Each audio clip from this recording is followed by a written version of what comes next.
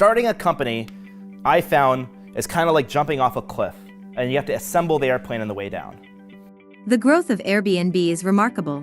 The online travel platform has become the largest provider of accommodations in the world in less than a decade.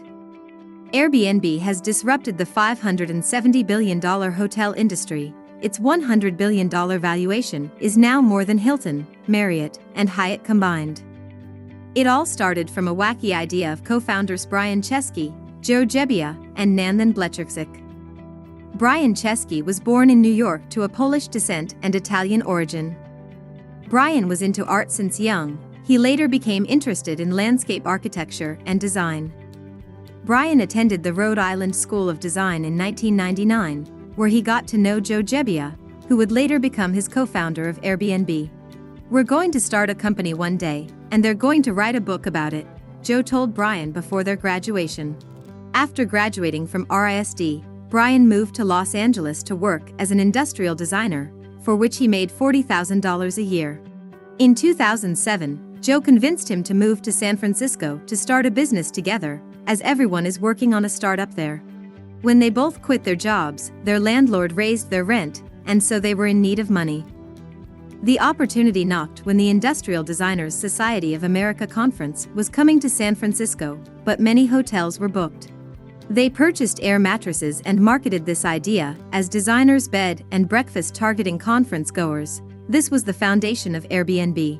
In 2008, Harvard graduate Nandan Blecherczyk became the third co-founder of Airbnb, who served as the company's first chief technology officer. Together, three of them started what was at the time called airbedandbreakfast.com, shortened to Airbnb later. Brian assumed the role of CEO, but his and Joe's designer background was not a usual engineer background the investors were confident in. Failing to raise funds, the trio designed and sold Obama O's and Captain McCain's cereal boxes based on the 2008 presidential candidates. They sold enough cereal to raise $30,000 and attracted the attention of Y Combinator co-founder Paul Graham. Y Combinator invested $20,000 on Airbnb, but Paul wasn't convinced at first until Joe showed him the Obama O's box. "You guys won't die, you're like cockroaches." That's how Airbnb got enrolled into Paul's Y Combinator seed funding program. The first major advice Paul gave them was to leave California and go to New York, Airbnb's biggest market with a princely 100 customers. "It's better to focus on the 100 people who love you, instead of 1 million who kind of like you," Paul told them. The team moved to New York and went from door to door visiting the hosts and taking photos of their apartments. "We had a saying that you would do everything by hand until it was painful. So Joe and I would photograph homes until it was painful, then we'd get other photographers. Then we'd manage them with spreadsheets until it was painful. Then we got an intern." The founders learned a great deal on how to adapt their model to serve the market, and their business grew from there.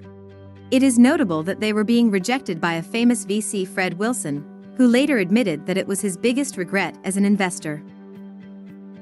"We focused too much on what they were doing at the time and not enough on what they could do. Others saw the amazing team that we saw, funded them, and the rest is history." Airbnb is well on its way to building the eBay of spaces. I'm pretty sure it will be a billion-dollar business in time. We missed Airbnb even though we love the team. Big mistake. The cereal box will remain in our conference room as a warning not to make that mistake again. Fred was right. Airbnb is valued at $100 billion after going IPO by the end of 2020, even amidst the pandemic. There are now more than 5.6 million listings in 200 countries, closing in on 1 billion guest arrivals, equivalent to rooms sold in hotel terms. Throughout the years, Airbnb had to overcome resistances from the hotel industry, local communities, and many other challenges. Brian had not only persisted, but by launching experiences, Airbnb wants to own more than just accommodations in your travel journey. Brian is one of the best new CEOs since Mark Zuckerberg. Brian spent 2 years at a private school that taught military procedure and leadership. It's an easy mistake to assume Brian is just a designer. He has the soul of the designer, but the precision of discipline of a military school student. There is nothing abstract or fuzzy. Design is part of what makes him tick, but he basically was trained to run a military campaign. With a net worth at $10 billion, Brian ranks among one of the most striking cases of a person learning on the job. Brian's first foray into tech, into startups, into running a company of any kind, has turned out to be a huge success. Perhaps not being an engineer works in favor to Brian, as he and his team designed a product that fits into the customer's journey.